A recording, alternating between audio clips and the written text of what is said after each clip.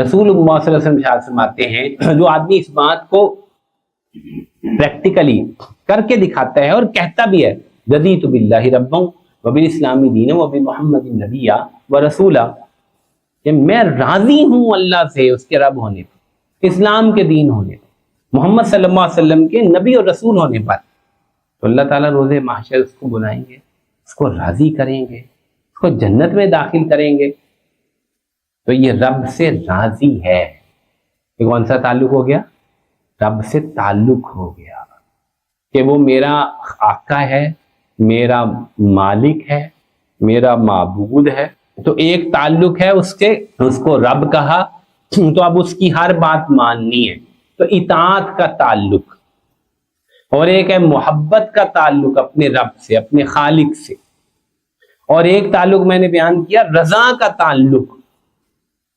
مختلف احوال آ رہے، مختلف آزمائشیں آ رہی، اللہ کی طرف سے آ رہی۔ بہت سارے لوگ رب سے راضی ہی نہیں رہتے، رب سے ہی ناراض ہو جاتے ہیں۔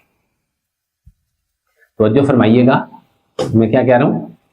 اللہ سے ہی ناراض ہو جاتے ہیں، ان کا تعلق ختم ہو جاتا ہے اللہ سے، شکوے بھی دیتے ہیں اللہ تعالیٰ کے۔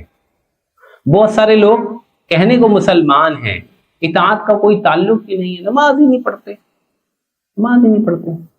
دیکھو جو آدمی نماز ہی نہیں پڑھتا اس کو کون سی اطاعت ہے، اس کا کون سا اللہ سے تعلق ہے؟ وہ تو مسجد جاتا ہی نہیں، وہ تو نماز سے جان چھڑاتا پھرتا ہے، وہ تو تعلق ہی کوئی نہیں اللہ سے۔ جو روزہ نہیں رکھتا، جو عورت پردہ نہیں کرتی، موٹے موٹے حکم ہے نا، جو آدمی شراب نہیں چھوڑتا، جو آدمی زنا نہیں چھوڑتا، جو آدمی حرام نہیں چھوڑتا، وہ گویا کہ کہہ رہے ہیں کہ مجھے رب سے کوئی تعلق نہیں، مجھے اس کو راضی کرنے کی کوئی فکر نہیں۔